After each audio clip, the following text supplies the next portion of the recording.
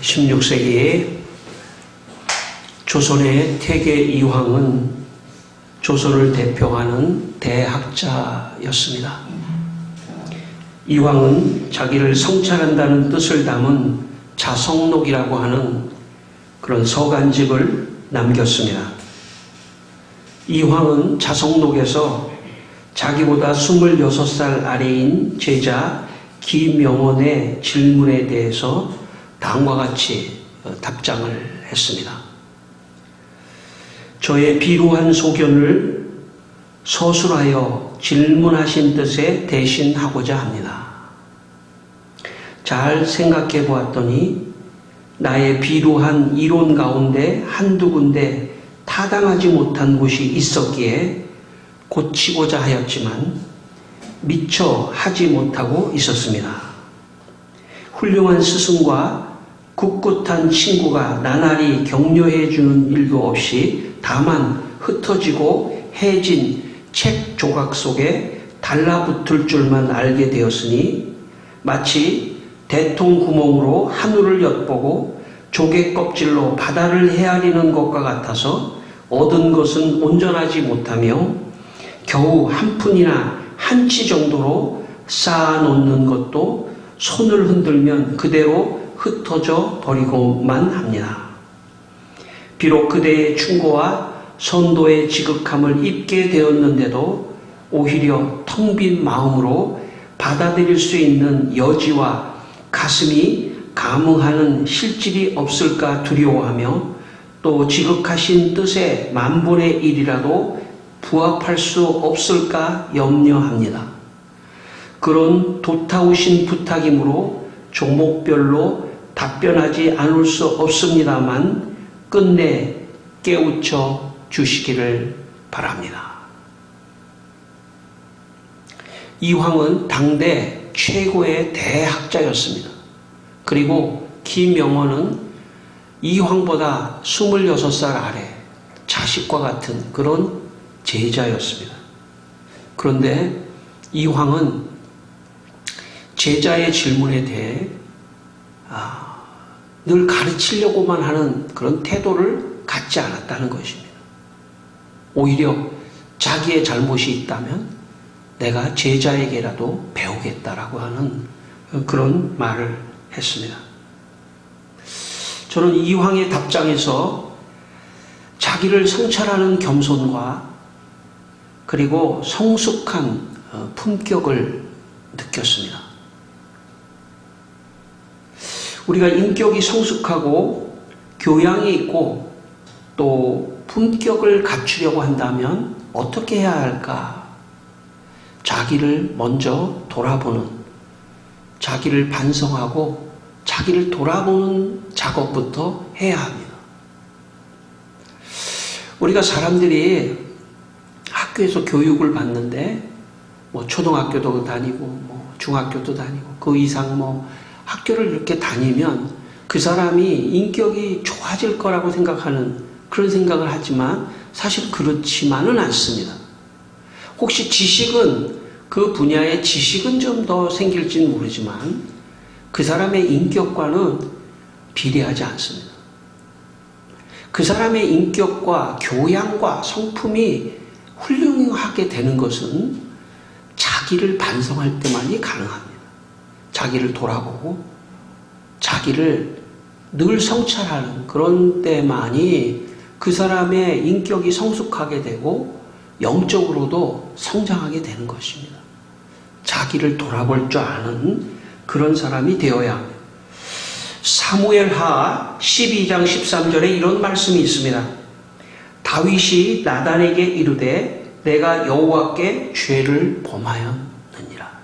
범하였나이다. 여러분, 다윗은 물론 훌륭한 왕입니다. 그러나 다윗의 인생에는 다른 부하의 아내를 빼앗는, 그리고 부하를 적장에 내보내서 참 교묘하게 죽게 만들어서 자기의 죄를 덮으려고 했던 그 왕이 다윗입니다. 그런데 어느 날 나단이 다윗에게 찾아갔습니다. 그리고 당신이 죄가 있습니다. 여러분, 다윗은 왕입니다. 권력을 갖고 있는 사람이죠. 그 다윗이 나단 같은 그런 선지자가 와서 말할 때 자기의 권력으로 나단을 죽일 수도 있었습니다. 자기의 힘으로 나단을 억압할 수도 있었습니다. 그런 말 하지 말라. 내가 여기서는 들어주겠지만 밖에 나가서는 하지 마라. 그럴 수도 있었겠죠. 그러나 다윗은 하나님 앞에 서 있었기 때문에 하나님의 말씀으로 들었던 것입니다. 그리고 내가 죄가 있습니다. 여러분, 다윗이 그런 죄를 지었음에도 불구하고 하나님께서 끝내 다윗을 사용하신 것은 그가 잘못을 했을 때 내 잘못입니다 라고 고백했기 때문입니다. 여러분, 사람이 진짜 성숙한 사람은 어떤 사람이냐면 이거 당신 잘못한 거 아닙니까? 라고 했을 때 내 잘못입니다. 그렇게 인정하는 사람, 그 사람이 성숙한 사람입니다. 자기가 잘못했는데도 잘못한 거 하나도 없다고 우기는 사람, 그런 사람은 성숙한 사람이 아니에요. 근데 그렇게 어떻게 할 수 있습니까? 하나님 앞에 섰을 때만이 가능합니다. 하나님 앞에 서 있을 때만이 이거 당신 잘못한 것입니다 할 때 그 양심이 하나님 앞에서 이거 내가 잘못한 거구나. 성숙한 사람일수록 자기를 돌아보는 그런 사람입니다. 오늘 우리는 성숙하기를 원합니다. 영적으로만이 아니라 인격적으로도 성숙하기를 원합니다. 저분은 훌륭하다, 성숙하다, 이게 성공입니다. 저분이 돈은 많은데 권력은 있는데 인간 같지 않다, 실패한 인생입니다. 저분은 아무것도 없는 것 같은데 참 인격적으로 성숙하다, 영적으로도 참 훌륭하다, 이런 사람이 성공한 사람입니다. 오늘 이 아침 여러분 모두, 저를 포함해서 우리 모두가 다 자기를 반성해서 성숙한 사람이 되는 성숙한 여러분이 되시기를 주의 이름으로 축원합니다. 오늘 본문 3절을 한번 읽겠습니다. 다시 한번 3절의 말씀을 읽겠습니다. 예수님께서 하신 말씀입니다. 같이 읽겠습니다. 어찌하여 형제의 눈 속에 있는 티는 보고 내 눈 속에 있는 들보는 깨닫지 못하느냐. 예수님께서 말씀하시기를 어찌하여 형제의 눈 속에 있는 티, 여기 티라는 말은 원문의 뜻은 이 지푸라기, 왕겨 이런 표현입니다. 티.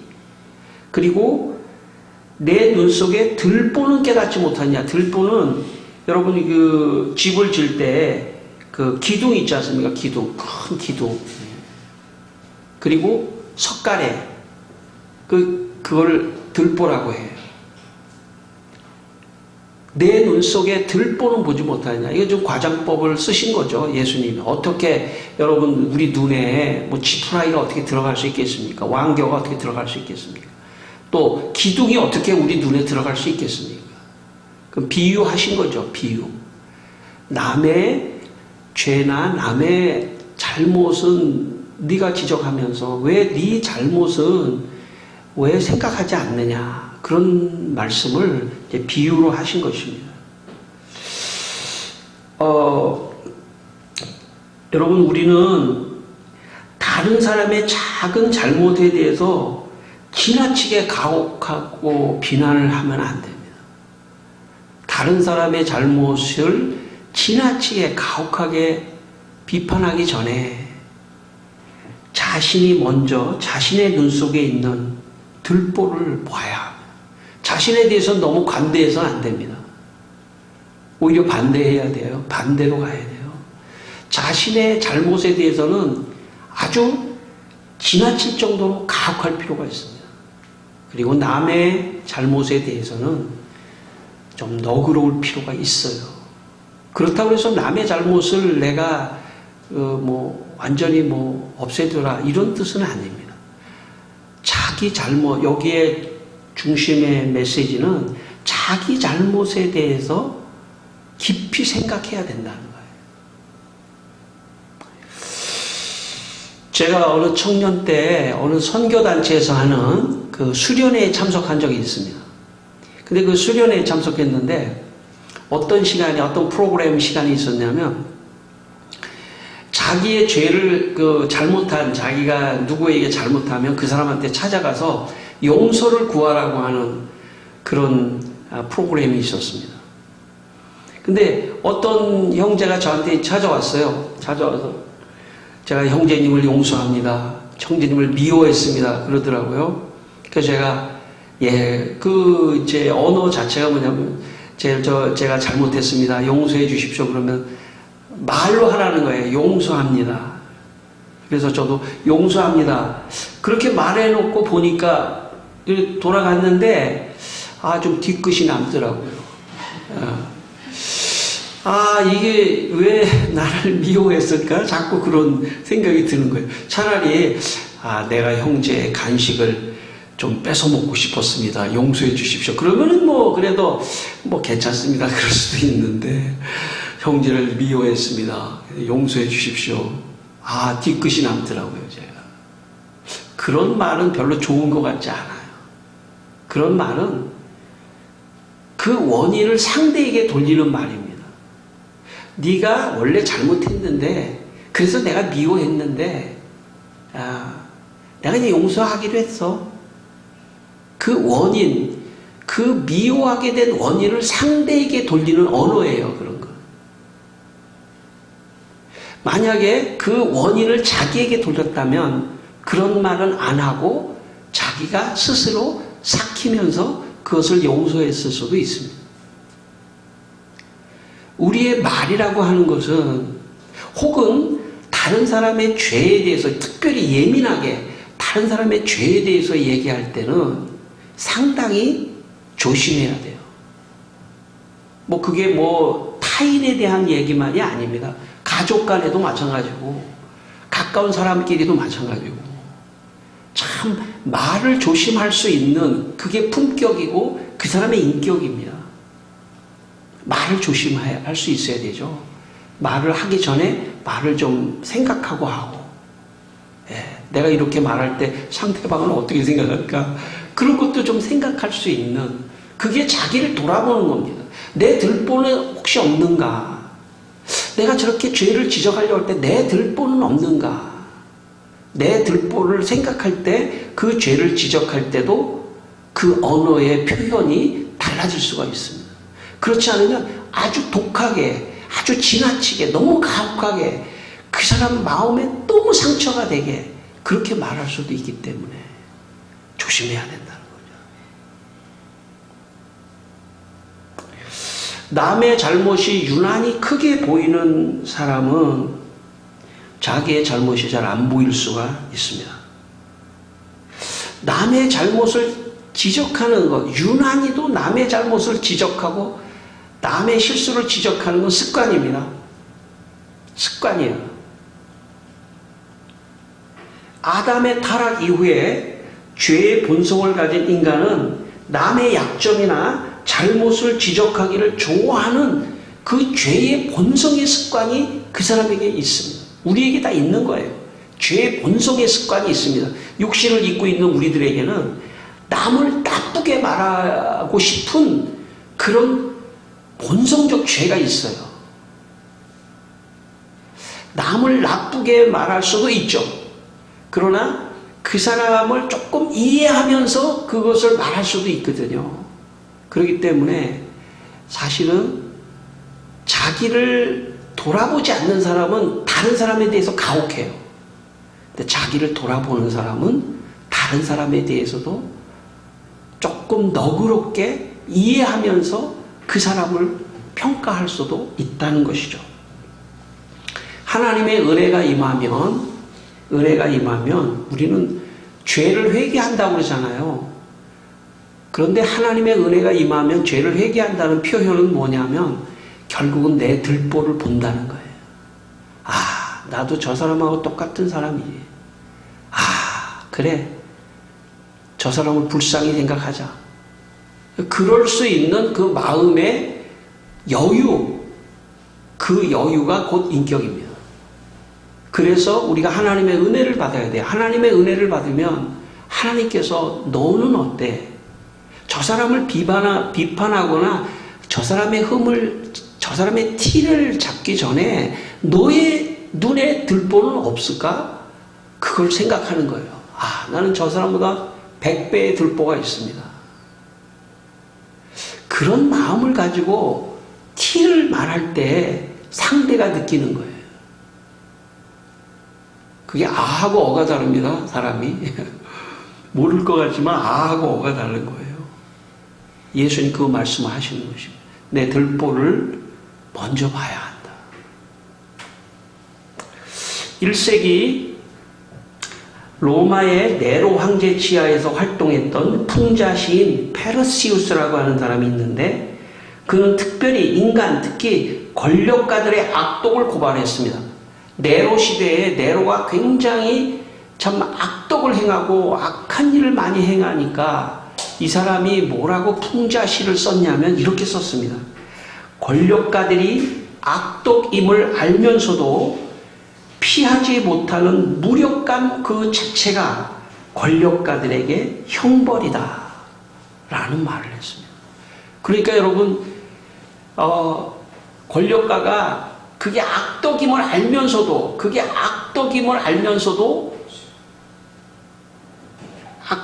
알면서도 피하지 못하고 그 악독 속으로 계속 빨려 들어가는 사람이 있죠. 왜 그럴까요? 자기 자신을 보지 못하고 있기 때문에 권력을 가진 권력가가 악한 일에 계속 휘말려 들어가는 그 자체가 그게 형벌이라는 거예요. 그러니까 자기 자신을 돌아보지 못하는 것 자체가 형벌이라는 거예요. 이 풍자 시인이 말한 거죠.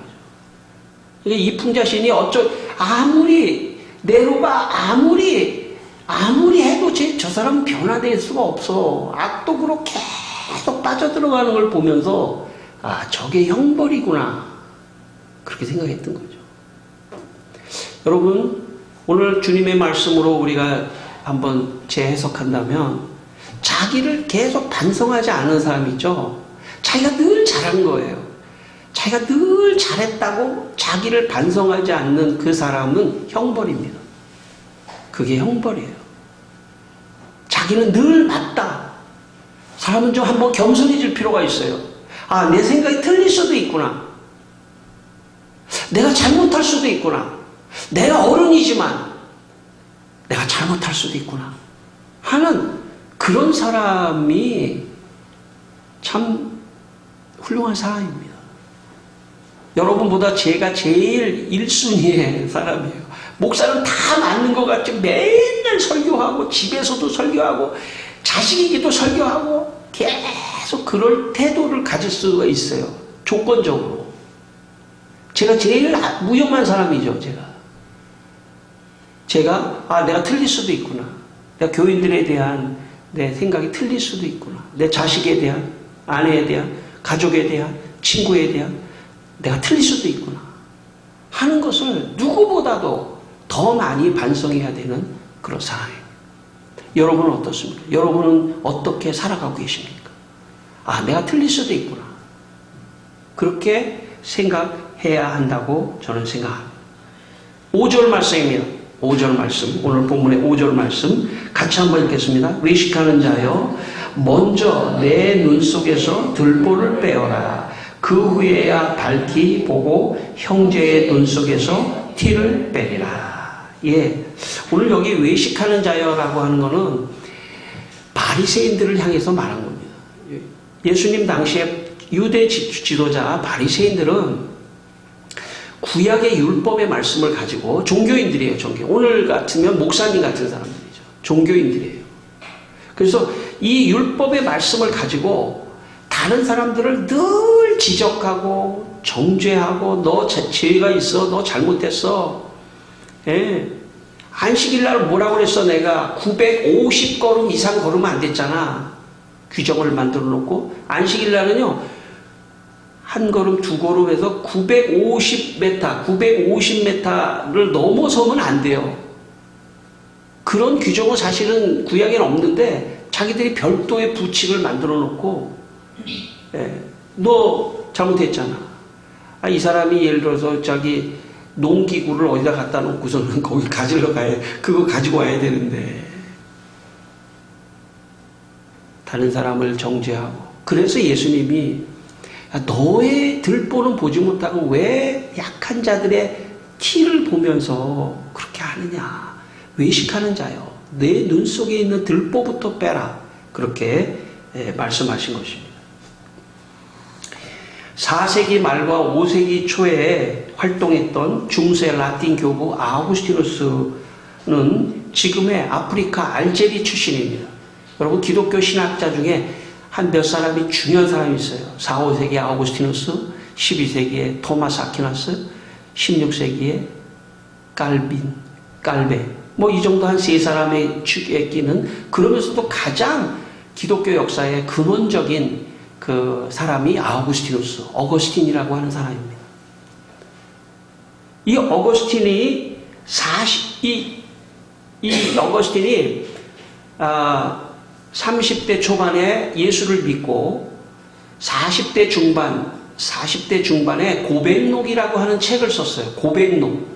그 고백록이라고 하는 책을 쓸 때 그 시대의 상황은 어떤 상황이었냐면, 바리새인이 있었던 것은 아니지만 바리새인과 비슷한 사람들이 있었는데 그게 도나투스주의자들이라는 사람들이 있었어요.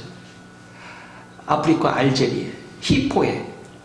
도나투스주의자들은 어떤 사람들이냐면 바리새인들하고 똑같이 율법주의적인 사람이에요. 그래서 성경의 말씀에 조금이라도 위배가 되면 그 사람을 정죄하는 그런 신앙생활을 했던 사람이에요. 물론 교회 역사 속에서 도나투스파가 나중에 정죄를 받고 이단으로 정죄를 받습니다. 그래서 아주 자기들은 최고로 순결한 사람들이라고 말을 하고, 자기들의 조상은 과거에 순교를 했던 그런 사람들이 자기들의 조상들이다. 그래서 아주 신앙적으로 잘 살아야 된다, 율법적으로 잘 살아야 된다 하면서 다른 사람들을 정죄했던 이런 도나투스파들이 활동했던 그들이 많았어요. 더 거기에 아우구스티누스가 책을 하나 썼는데 고백록이라는 책입니다. 그 고백록이라는 책은 참 의외의 책이에요. 여러분도 나중에 기회가 되시면 아우구스티누스의 고백록을 한번 읽어보시기 바랍니다. 의외의 책이에요. 왜냐하면 당시의 분위기는 어땠냐면, 어떤 사람이 주교가 되고 종교적으로 훌륭한, 아우구스티누스는 주교였거든요. 히포의 주교. 오늘 우리로 말하면 굉장한 종교 지도자들. 그런 사람이 자기 책을 낼 때는 되게 위인전을 내요. 위인전. 어려서부터 자기는 아주 똑똑했다. 아주 종교적 천재였다. 자기는 그래서 공부도 열심히 해가지고 아주 우수한 사람이었다. 이렇게 위인전을 쓰는데, 아우구스티누스의 고백록은 이거의 정반대입니다. 어떻게 썼느냐? 저는 어려서 도둑질을 했습니다. 저는 10대 때 사생활을 낳습니다. 동거녀와 사생활을 낳습니다. 저희 10년 동안 동거를 하고 사생활을 낳습니다. 자기는 이단, 만이교라고 하는 이단교에 빠져가지고 자기는 이단에 빠졌던 사람입니다. 자기는요, 성공하려고 저 밀라노에 가가지고, 아주 지적 탐욕을 부리면서 성공하려고 했던 사람입니다.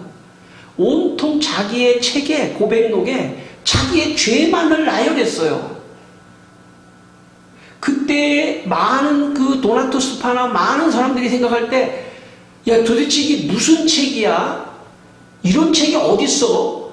그런 책은 인류 역사에 아무도 한 번도 그런 책을 쓴 사람이 없었습니다. 그 이전에 플라톤, 아리스토텔레스, 제논, 뭐 할 거 없이 수많은 철학자들, 키케로, 에피쿠로스, 아무도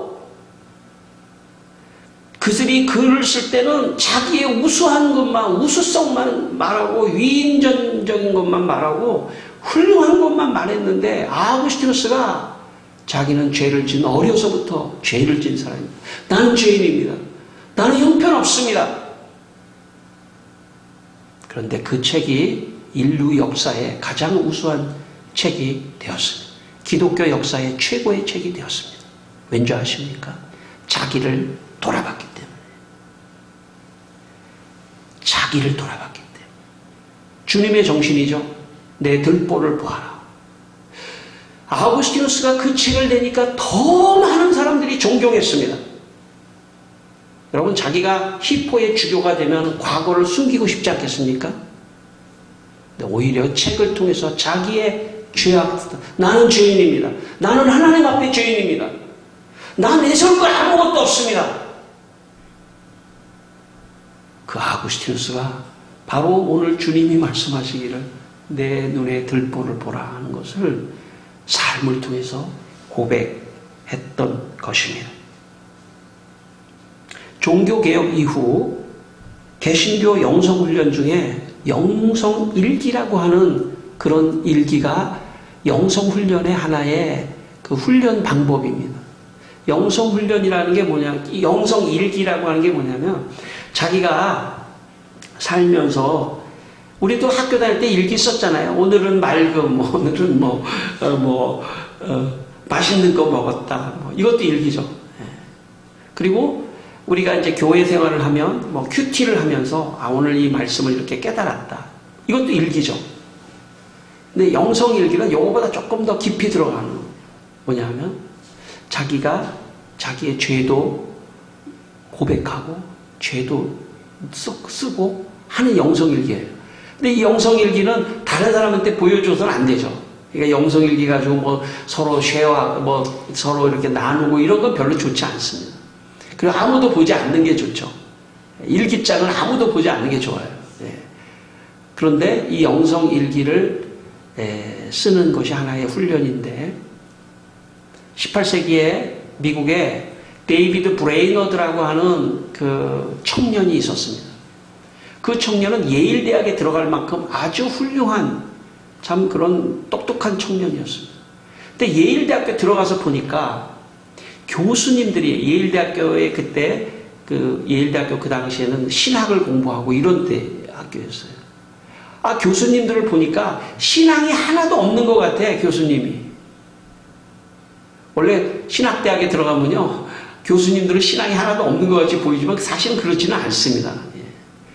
근데 이 어린 데이비드 브레이너드가 교수를 보고 신앙이 하나도 없는 것 같아서 교수를 막 비방했어요.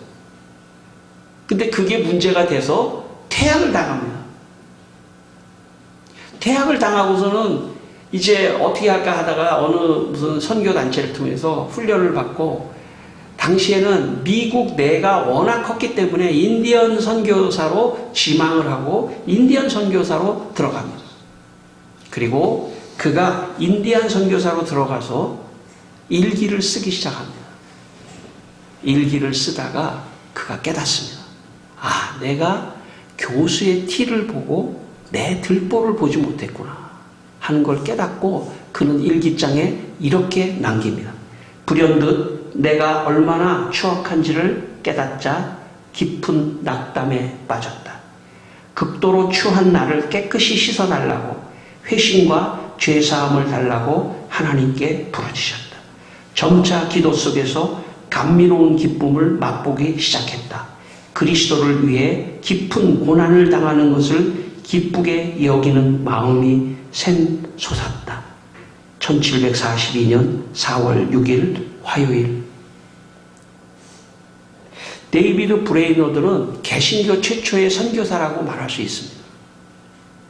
만약 그가 퇴학을 당한 다음에 끊임없이 그 교수가 잘못한 거야. 그 교수가 믿음이 없는 거야. 그 교수에게 티가 있는 거야. 아마 끊임없이 그 교수를 원망하고 그 티를 끊임없이 붙잡고 있었다면 그는 훌륭한 선교사 될 수 없었을 것입니다. 어쩌면 그의 인생은 망쳐졌을지도 모릅니다. 그러나 데이비드 브레이너드는 그래, 내가 내 들보는 보지 못하고 상대의 티만 봤던 자기를 회개하고 그리고 하나님 앞에서 새롭게 변화되자 그는 거기에서 자유하면서 그리고 그는 일생의 데이비드 브레이너드의 생애와 일기라고 하는, 제가 좀 이렇게 보니까 있잖아요. 고백록, 아우구스티누스의 고백록만큼 감동적인 책이 있는데 데이비드 브레이노드의 생애와 일기라고 하는 그 책이에요. 여러분도 나중에 한번 기회가 되시면 읽어보시기 바랍니다. 자기를 반성할 때만이 새롭게 변화되는 것입니다. 자기를 반성할 때만이 새로운 기쁨이 있는 것입니다. 여러분, 제 개인적인 경험이지만 언제가 제일 기분이 좋고 시원하고 평안이 넘치냐면요, 죄를 회개할 때예요. 아, 내가 잘못했습니다. 주님, 죄를 회개합니다. 그럴 때 마음의 평안이 넘치는 것입니다. 오늘 이 아침에 여러분의 마음속에 들보가 있다는 걸 먼저 깨닫고 다른 사람의 티를 보기 전에 먼저 들보를 빼시는 여러분의 삶이 되시기를 주의 이름으로 축원합니다. 기도하겠습니다. 다 같이 한번 기도하겠습니다. 하나님, 내 눈 속에 있는 들보가 있습니다. 주님, 다른 사람의 티를 보기 전에 내 눈 속에 있는 들보를 빼기를 원합니다. 이 시간에 하나님 아버지, 주님, 내 죄가 큽니다. 다 내 책임입니다. 내가 잘못해서 그렇게 됐습니다. 주님, 용서해 주시고 주여, 이 들보를 이제 깨닫고 주님, 다시 새로운 사람 되기를 원합니다. 아버지 하나님, 날마다 우리 자신을 성찰하는 그런 저희들이 되게 하여 주시옵소서. 오늘도 주님께서 우리 모든 성도의 마음속에 성령으로 감동하여 주셔서 자신의 들보를 보는 성도들이 되게 하여 주시옵소서. 하나님 아버지, 우리 성도들이 남의 눈에 티를 보기 전에 자신의 눈에서 들보를 빼내어 시원하고 기쁘고 평안이 넘치도록 주님께서 축복하여 주시옵소서. 예수님의 이름으로 기도드립니다. 아멘.